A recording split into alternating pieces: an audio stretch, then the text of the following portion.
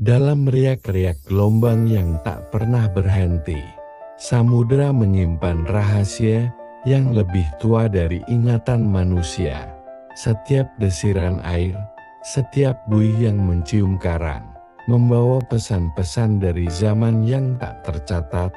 Samudra bukan hanya bentangan air asin yang luas, ia adalah cermin jiwa, guru keheningan, dan saksi sunyi dari segala yang lahir dan kembali pulang. Sejak manusia mengenal kata laut, ia sudah mewarisi semacam ketundukan batin terhadapnya.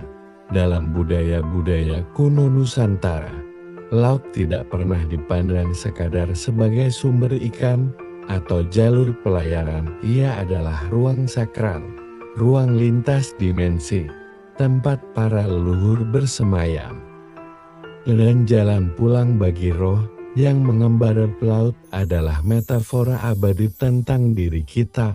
Kadang ia tenang membentang dalam diam yang suci, kadang ia mengamuk menghantam karang dengan amarah yang tak bisa ditebak.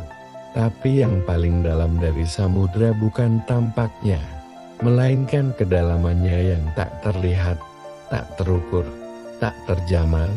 Seperti itulah jiwa manusia.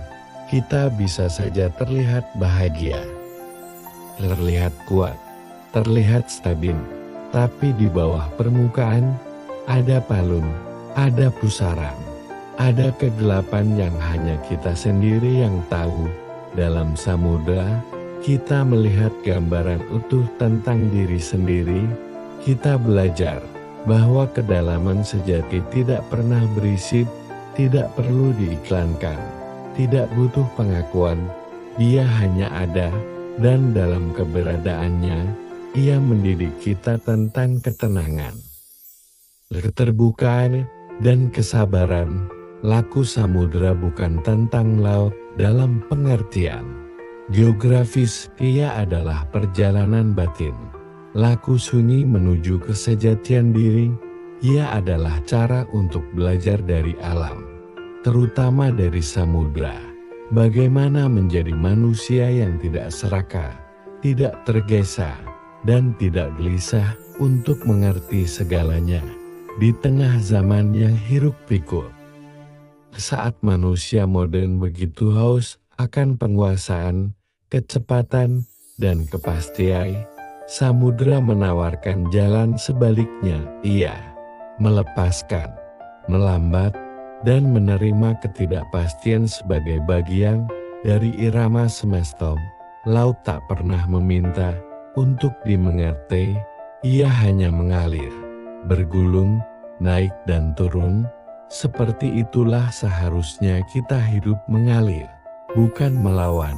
Ketika saya menyepi di laut, saya tidak menemukan jawaban.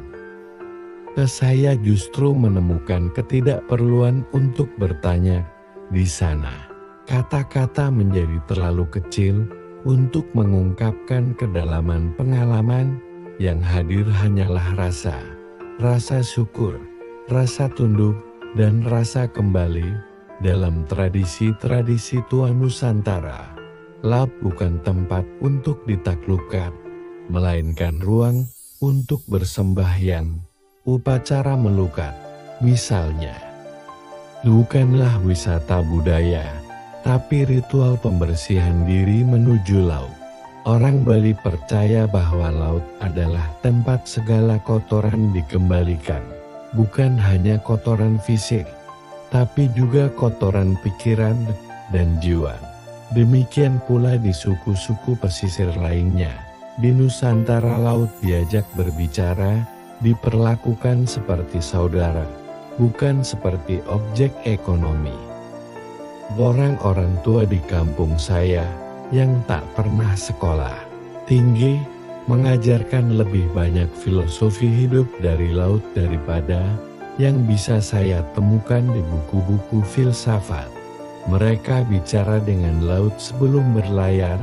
Mereka meminta izin kepada angin, kepada ombak, kepada ikan-ikan, kepada arwah para leluhur laut. Ini bukan tahayul, Ini adalah bentuk terdalam dari kesadaran kosmik bahwa manusia bukan penguasa, tapi bagian kecil dari jalinan semesta. Buku ini tidak hadir untuk menggurui, ia lahir dari perjalanan nyata, dari kesendirian saya di pesisir, dari malam-malam panjang kumkum, dan mendengar ombak seperti doa purba. Ia adalah catatan ziarah batin yang saya tempuh dalam sunyi. Dibimbing bukan oleh guru manusia, tetapi oleh alam, oleh roh laut, oleh isyarat angin dan kilau cahaya bulan, permukaan air. Saya menulis ini bukan karena saya tahu lebih banyak, justru karena saya tahu bahwa semakin dalam kita masuk ke pengalaman batin, semakin kita menyadari betapa sedikitnya kita tahu. Buku ini hanyalah ajakan, semacam undangan pelan untuk berjalan bersama, bukan menuju pantai indah atau pulau tropis, tetapi menuju tepi batin kita sendiri. Kita hidup di zaman di mana manusia ingin menaklukkan segalanya, hutan, langit, bahkan samudera.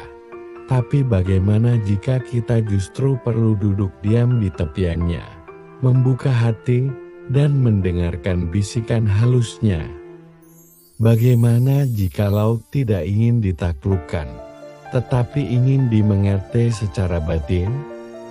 Dalam samudera, kita belajar untuk melepas kendali, untuk tidak selalu mengejar penjelasan, dan untuk diam ketika semua jawaban tidak lagi -2 memadai. Kita belajar untuk mendengar bukan hanya dengan telinga, tapi dengan seluruh kesadaran tubuh. Kita belajar bahwa menjadi manusia bukan tentang seberapa banyak kita tahu, tetapi seberapa dalam kita hadir. Mari kita mulai perjalanan ini. Buka mata batinmu. Rasakan angin asin yang menyentuh kulit, biarkan kakimu menyentuh pasir yang lembut, dengarkan ombak yang telah menyanyikan lagu purba sejak sebelum bahasa diciptakan. Dalam setiap bab berikutnya, kita akan berenang lebih dalam, bukan untuk mencari harta karun, tetapi untuk menemukan kedalaman jiwa yang selama ini kita abaikan.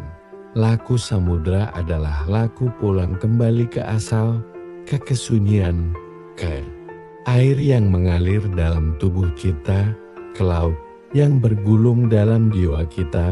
Mari berenang bersama, bukan untuk cepat sampai, tapi untuk merasakan setiap gerakan, setiap tarikan napas, setiap getar sunyi yang mungkin adalah suara dari semesta itu sendiri.